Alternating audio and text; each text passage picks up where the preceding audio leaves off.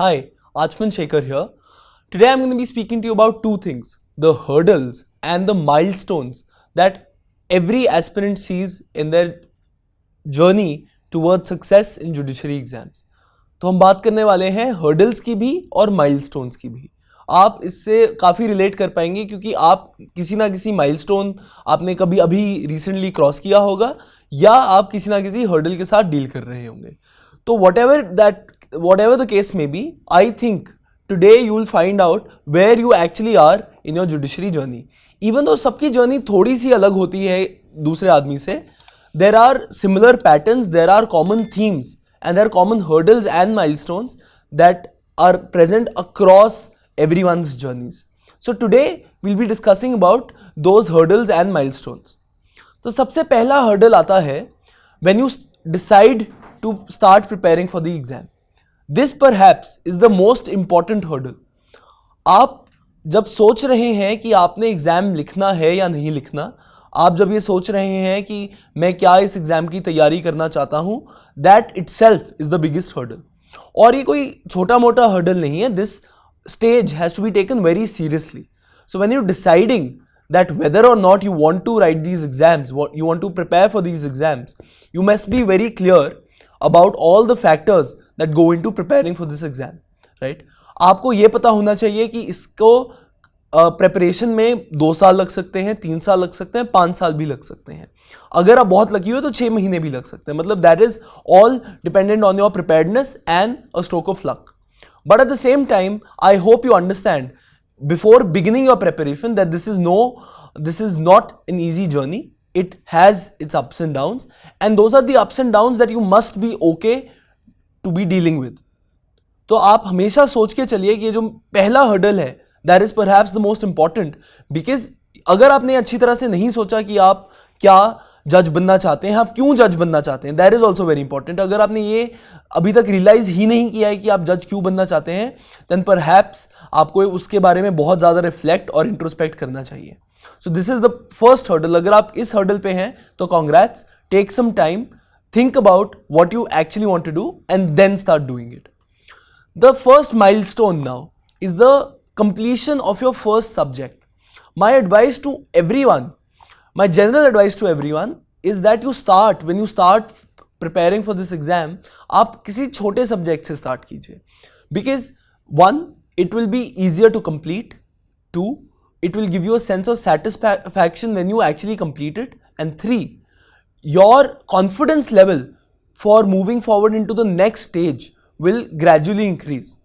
So if you take a smaller subject and you complete it quickly, that not only will boost your preparation but it will also boost your confidence. And this will be perhaps one of the most beautiful milestones in this journey.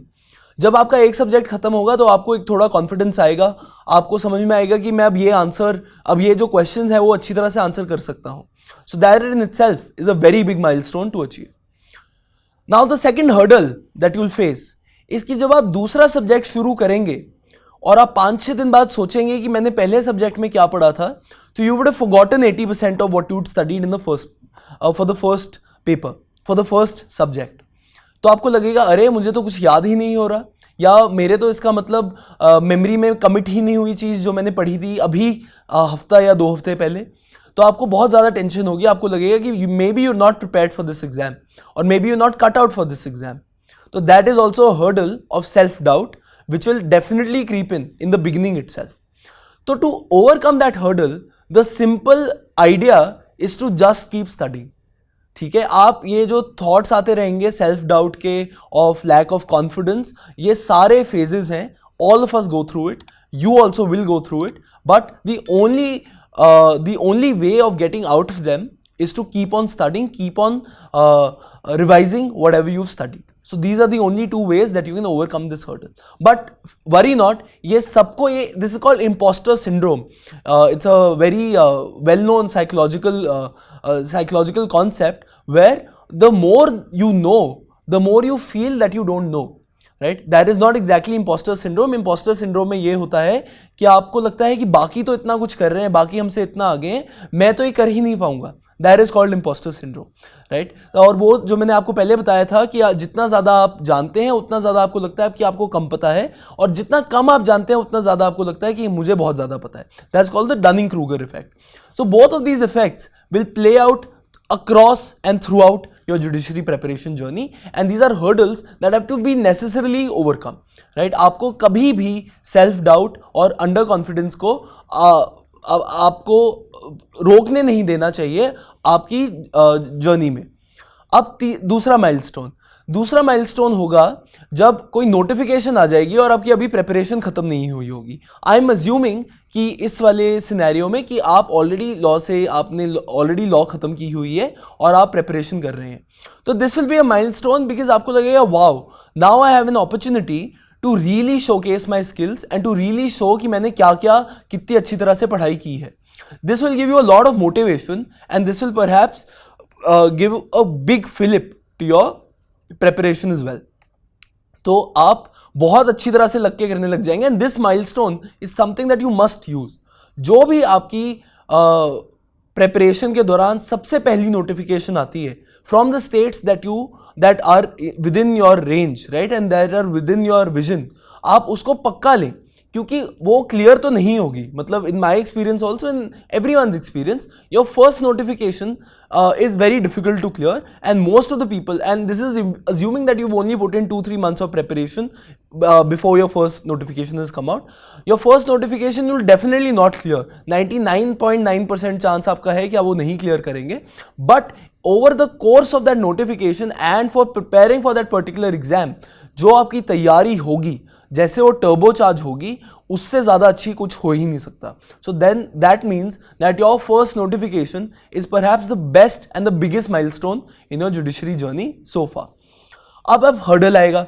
Hurdle ये होगा कि आपका जो पहला prelims आप लिखेंगे, 99% cases में आपका वो पहला प्रीलिम्स नहीं क्लियर होगा because of a lack of strategy, or because of a lack of planning, or because of just general lack of understanding how to prepare for the prelims, and that is totally fine, right? So that is why I always give the advice that you should definitely write whatever the first notification paper has come out, and you should try giving it a shot.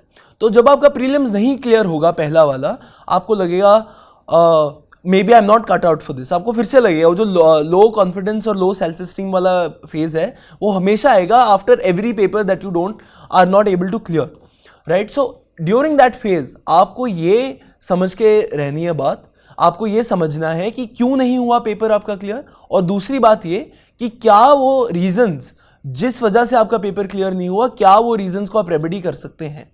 अगर उसका answer है yes, कि मैं remedy कर सकता हूं इन reasons को, तो डेफिनेटली आपके वो पेपर्स अगली बार में क्लियर होंगे, right. And that is why it becomes important to right to attempt a lot of these papers and not just the one paper for your own state.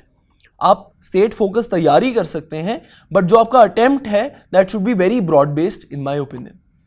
So now the milestone on the other hand would be आपका अब syllabus खत्म हो गया.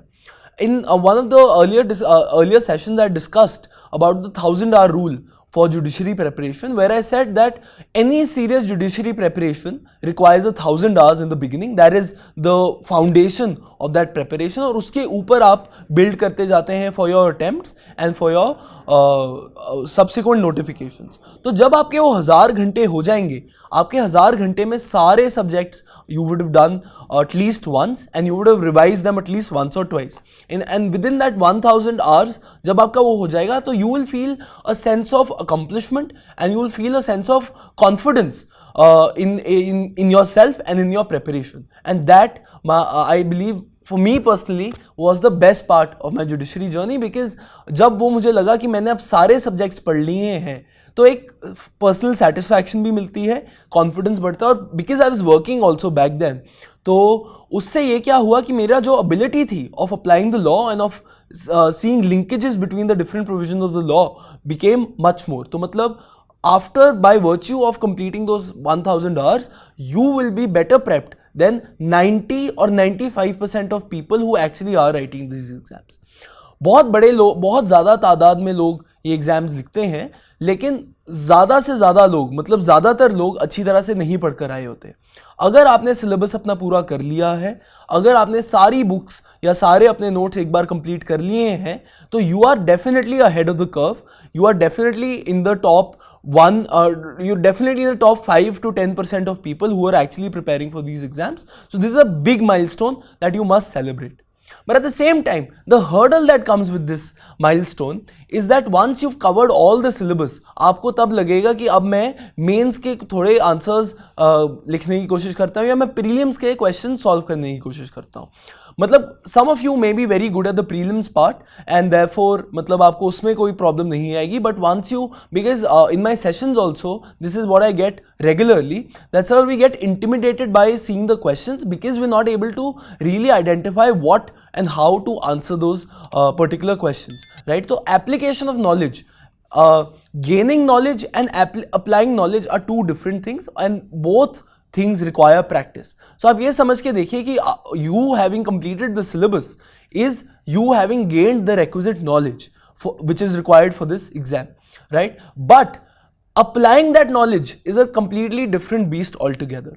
और तो आपका जो सबसे बड़ा हर्डल आप फेस करेंगे उसके बाद after having completed your syllabus is how to actually apply that knowledge and how to demonstrate that you had that knowledge. तो वो बहुत बड़ा हर्डल होगा आपकी प्रिपरेशन में. और आप उससे भी आपको ये लगेगा कि अरे मैंने सब कुछ पढ़ तो लिया है और मतलब जब कोई बात करता है तो मुझे लगता है कि हाँ ये तो मुझे आता था, लेकिन by myself when I have to think of an answer for a question मैं कभी भी सही नहीं लिख पाता या मैं कुछ लिख ही नहीं पाता.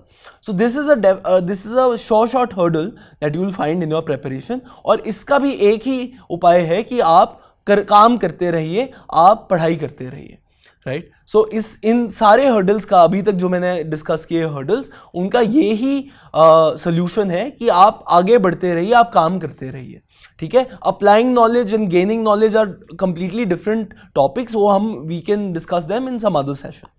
Now another milestone that comes after this, usually after this only, that you will clear your first prelims exam and you will be very excited, right? तो जब prelims exam पता है कब clear हो जाता है? Prelim exam is cleared on the day that you write the prelims. You don't have to wait for the result to come out, but you know, in fact you know that you've cleared the exam even much before the result has come out. तो आप इसका मैं एक example आपको देता हूँ. मान लीजिए आपने कल लिखा उत्तर प्रदेश का प्रीलिम्स, तो आपने आके अपने आंसर्स चेक किए कि कितने सही थे कितने गलत थे. टेक इट फ्रॉम मी, अगर आपका 80% मार्क्स आ गए हैं उस पेपर में, 70% in most cases but 80% to be on the safer side, if you scored 80 marks out of 100 और if you scored above 70 to 75 marks out of 100, तो आपका पेपर आपका पेपर क्लियर हो जाएगा. So that is the biggest milestone so far in your journey, right? क्योंकि आपको अब पता चला है कि आपका एक प्रीलिम्स क्लियर हुआ है. और ये बहुत इंपॉर्टेंट है कि आप वेट ना करें प्रीलिम्स के रिजल्ट आने की, आप पहले ही गेज कर लें कि क्या मेरा प्रीलिम्स क्लियर हुआ है या क्या मेरा प्रीलिम्स नहीं क्लियर हुआ. And it's also very important कि अगर आपका प्रीलिम्स नहीं क्लियर हुआ, वो I discuss that in the hurdle, but for now assuming that your prelims you've cleared your prelims and you found that out on the very day that you've written the prelims, you start preparing for the mains then itself, right? क्योंकि अगर आप prelims के immediately बाद mains की तैयारी शुरू कर देंगे तो उसके दो एडवांटेजेस हैं. एक तो ये कि आपको जो भी रेलेवेंट सेक्शंस हैं वो सारे आपकी टिप्स पर हैं, because that is how you cleared the prelims in the first place. And second, you have the additional motivation of having cleared a recent prelims to do well in the mains as well. आपको लगेगा कि अब मैं prelims फिर से नहीं देना चाहता, इसलिए मैं मेंस में ही अब अच्छा परफॉर्म कर लेता हूँ और उसको क्लियर कर देता हूँ. तो this milestone then can be used as a building block for early success in your preparation and you must use it like that. You should not wait for the actual result to come out. आपकी performance इतनी अच्छी होनी चाहिए prelims में कि आपको पता हो by the minute that you write, by the minute that you submit your prelims answer sheet to the examiner, आपको पता होना चाहिए कि हाँ जी ये मेरा एग्जाम क्लियर हो जाएगा. Hurdle on the other hand is that prelims का रिजल्ट आया और आपको अब समझ नहीं आ रहा कि मैं मेंस की प्रिपरेशन कैसे करूं, या आपने बहुत ज़्यादा टाइम लगा दिया for starting the mains preparation. So both of these hurdles में क्या दिक्कत आएगी is that a lack of guidance और B lack of self discipline. ये दोनों चीज़ें अगर आप में नहीं है, अगर आपके पास है lack of guidance and lack of self discipline, तो आपको बहुत ज़्यादा प्रॉब्लम आ सकती है for preparing for the mains. Because after prelims we have this illusion in our head that we know the law and we'll be able to apply whatever we know to paper in the mains exam as well, right? This is contrary to what most people to what the reality is, because mains mein application of knowledge, mains mein demonstration of knowledge is on a much higher level, is on a much different level, and it's very different from how it is in the prelims. तो आपको कभी भी ये नहीं सोचना कि हमने अब प्रीलिम्स क्लियर किया है तो मेंस भी हम कर लेंगे, या मेंस के लिए हम we can take some time off. That is definitely not the case. Mains, prelims और मेंस के बीच का जो टाइम है, that is perhaps the most crucial time of your judiciary preparation. और इसी टाइम के दौरान आपको सबसे ज़्यादा इंटेंसिव और कंसिस्टेंट प्रैक्टिस और पढ़ाई करनी है. Without that clearing the main, because आप ये realize कीजिए, prelims is only a qualifying exam. It does not determine whether or not you actually become the judge. Scoring very well in the mains, on the other hand, guarantees or solidifies your chances of securing the job, of getting the honor of becoming a judge. So that's why I feel that preparing for the mains then is perhaps the most important thing that you have to do. Right? As discussed in my previous session, don't prepare for the mains before you've completed your syllabus. That I think is a very big mistake that you can make, and that can definitely ruin your chances by decreasing your confidence and by lowering your self-esteem. So the hurdle then, larger hurdle, is that you've cleared the prelims, but you've not started preparing for the mains in a consistent and intensive fashion. The other hurdle that might come at the same time during this stage is कि आपका prelims clear नहीं हुआ, right? So at that stage you will be like, wow, I put in so much effort into this and I was still not able to clear the prelims. So in that stage, in that sense, what you need to be doing, the three things that you need to be doing to overcome that hurdle of not having been able to clear the prelims is: 1, reflecting on what went wrong; 2, talking to your peers who have actually cleared the prelims and figuring out what you could have done differently in your preparation so as to ensure that you could have cleared that particular paper; and 3, course correcting your approach to ensure that the next prelims that you write is the best prelims that you write. Oftentimes, like what the advice for the UPSC aspirants is usually by coaching institutes and other professors, is that if you don't clear the prelims, you start preparing for the mains right away, and then 6 months before the prelims you start preparing for the prelims after that. I would disagree with that. I would say that if you're not being able to clear the prelims despite completing all the syllabus, you really need to introspect, you really need to reflect, और एक महीना अगला after not clearing the prelims आपको इसी बात पर focus करना चाहिए कि अगर अगला कोई प्रीलिम्स आएगा तो मैं कैसे पढ़ूंगा और कैसे मैं उसको सही तरह से करूंगा. इसका मतलब ये नहीं कि आप सोचते ही रहे कि मैं पढ़ूंगा कैसे, आप एक्चुअली इंप्लीमेंट करके देखिए वो स्ट्रैटेजीज. आप ये सोचें कि ये अगर प्रीलिम्स का एक सेम एग्जाम मैंने 1 महीने बाद दिया होता तो मैं उसमें कितने ज़्यादा अच्छे मार्क्स ला सकता था और उसमें मैं कैसे मार्क्स ला सकता था. So that should be the larger strategy when to overcome the hurdle of you not clearing the prelims. Now let's come to the best milestone that there is, writing mains in the judiciary exam. More often than not, you write multiple mains exams once you're beyond a certain level of preparation. All of these mains exams require a lot of effort and are very draining. So that itself, after you step out of the mains exam hall, after having written your last mains paper, is very rewarding, because it's as if a weight has been lifted off your shoulders, right? So that moment and that feeling is very gratifying, and I hope that all of you get to experience it. That definitely is one of the most pleasant and pleasurable experiences in the judiciary journey, and therefore I would say that is a big milestone in your preparation. At the same time, the hurdle can be that you did not clear one mains, right? And that is perhaps the worst hurdle to have, because if you don't clear the mains, all of your effort, because the mains requires a lot more effort than the other exams do, and therefore you will feel at a sense of loss. And please understand this, that this news that you've cleared or not cleared the mains will come out after a lot of months, right? It can be 2 months, usually not the case 2 months, but some states have started giving out the results very quickly, which is a great relief to us aspirants. But at the same time, what the trend used to be was that some states used to take 10 to 12 months to declare this result, right? तो जो hurdle है उसमें है it's filled of anticipation and it's filled of regret. आपको यही लगता रहेगा कि मैंने ये आंसर गलत कर दिया या ये गलत कर दिया या I wasn't able to complete this paper, and that feeling will not let you focus on the other exams that you might be preparing for. And that towards that hurdle, उसका सिंपल सा तरीका ये है कि the first 5 days after writing your mains you take a rest, and the second thing is कि आप जो भी आंसर लिख कर आए हैं उसमें आप अपने क्वेश्चन पेपर पे लिख लीजिए और आप आइडेंटिफाई कीजिए कि आपने कहाँ गलती की और क्या आपका छूट गया. After you done that exercise in writing, आपको थॉट सताना बंद कर देगा, बिकॉज आपको उसके बाद क्लियर हो जाएगा कि मैं क्या लिख कर आया था, क्या नहीं लिख कर आया था, क्या वो सही था, क्या वो गलत था. अगर आप ऐसा नहीं करेंगे तो आप अगले 2-3 महीने 4 महीने यही सोचते रहेंगे कि क्या मैं वो सही भी लिख कर आया या नहीं. ठीक है. And that thought and that train of thought, that train of regret and that train of emotion is very distracting, and it can prevent you from studying for the other exams that you will prepare for after the mains. Right? So take some days off after the mains and ensure कि आपका reflection हो गई है और आपको सही answers पता चल गए हैं. उसके बाद आप भगवान पे छोड़ दीजिए, उसके बाद आप एग्जामिनर पे छोड़ दीजिए. whatever the result is, you accept it.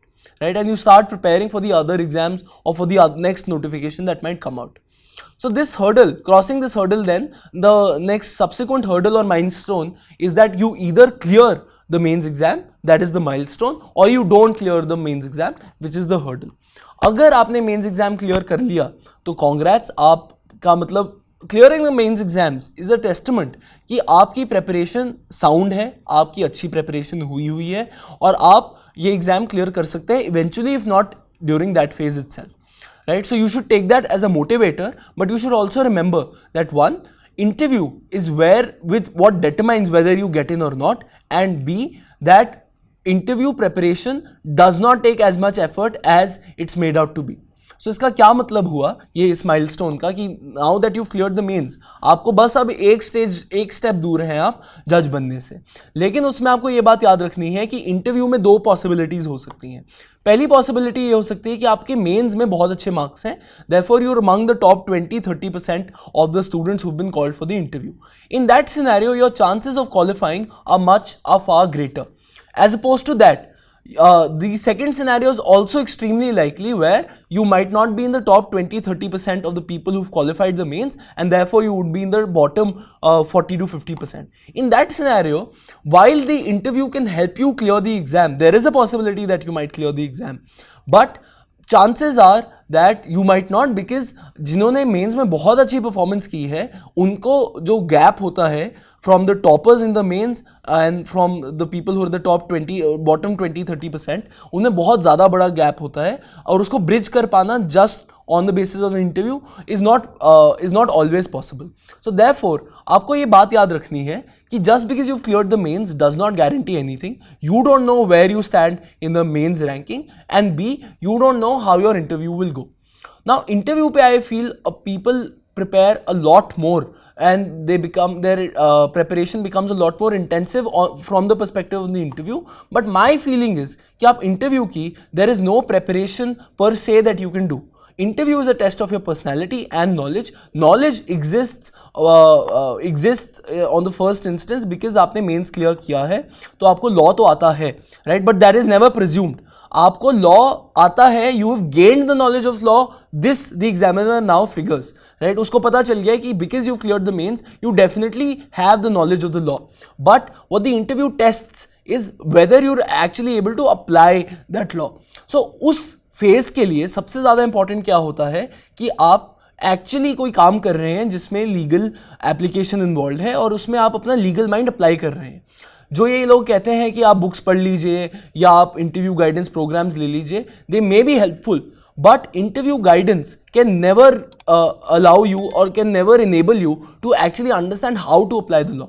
And therefore my suggestion always is to keep on doing something or the other while you're preparing for the interview. That is very important. And another important thing is because you don't know where you stand in the merits ranking, mains ranking, so it is also very important that you keep on preparing for the next exam or the subsequent exam that might come, and you don't just focus on the interview, because interview preparation is a very natural process. It's very internal. It does not require you to study very intensively. On the other hand, it requires you to reflect, introspect, and really understand how the law will apply in certain instances, right? So आप interview preparation को बहुत ज़्यादा seriously ना लें, उसके साथ आप अपनी पढ़ाई भी continue रखें और आप अपनी personality सुधारने पे फोकस करें.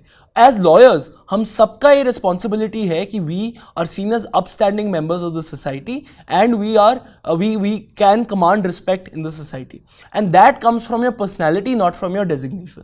दैट कम्स फ्रॉम योर वो आपके आचरण से आएगा, ना कि आपकी पोस्ट से. तो आप अपने आचरण में बदलाव लाइए, आप अपने आप को एक आउटस्टैंडिंग और अपस्टैंडिंग सिटीजन की तरह कंपोज कीजिए और वैसे ही सबके साथ ट्रीट कीजिए. आपकी पर्सनैलिटी अपने आप निखर कर आएगी और आपकी लीगल क्षमता भी उसके साथ ही बढ़ती जाएगी. The hurdle on the other hand can be that you did not clear the mains, right? आप ये बोलेंगे कि मेरा 2 मार्क्स से रह गया, 5 मार्क्स से रह गया, 10 मार्क्स से रह गया, because usually mains are not cleared by that margin only. जो कट ऑफ होती है वो मतलब usually that is the case कि आपका 5 मार्क्स से रह जाता है, 10 मार्क्स से रह जाता है. So 2 things you have to take this as. One, as a wake up call कि your so many efforts that you put for your mains were not good enough, right? तो that means कि आपको एक more systematic, more pragmatic approach अपनानी पड़ेगी to ensure in the next mains कि आपका वो clear हो जाए. दूसरी चीज़ आपको ये जाननी है कि that will teach you कि the importance of answer writing and the importance of really applying your knowledge. The ability to apply knowledge is directly related to your ability to do well in the mains and in the interview.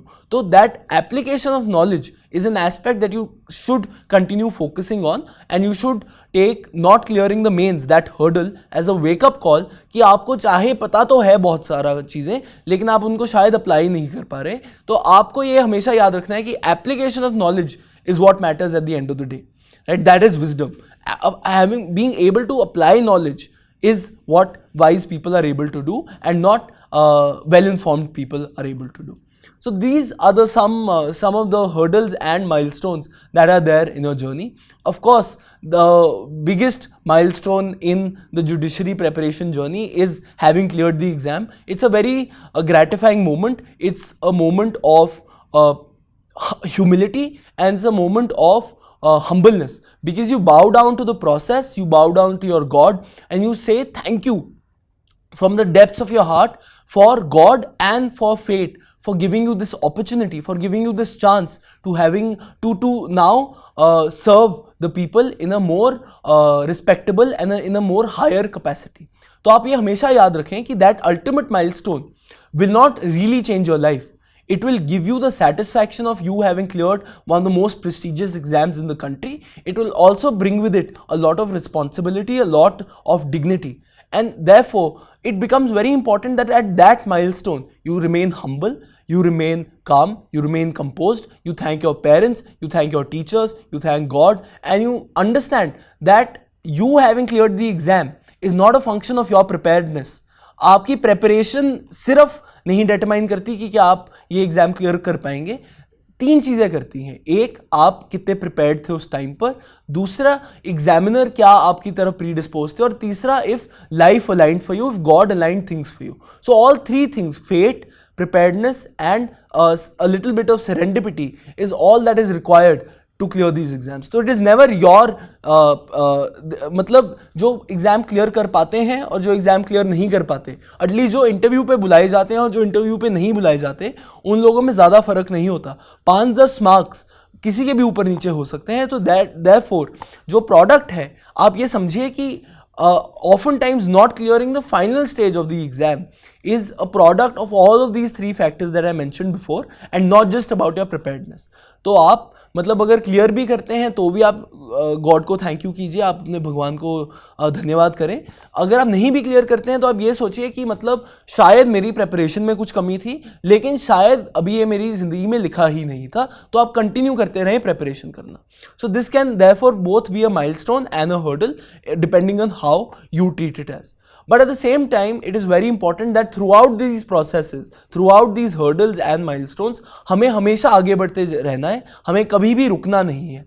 After this milestone, as is the case with me, मेरे पास there is a very long journey ahead of us, right? और हमें मतलब सिर्फ एक चीज़ करनी है कि हमें आगे बढ़ते रहना है. We should not let hurdles stop us, obstruct us, and at the same time we should not let milestones excite us or make us complacent. तो द इम्पॉर्टेंट पार्ट देयरफॉर इसकी जो जर्नी है इसके आप इस पे निरंतर अग्रसर आगे बढ़ते रहें. ठीक है. Thank you so much for joining.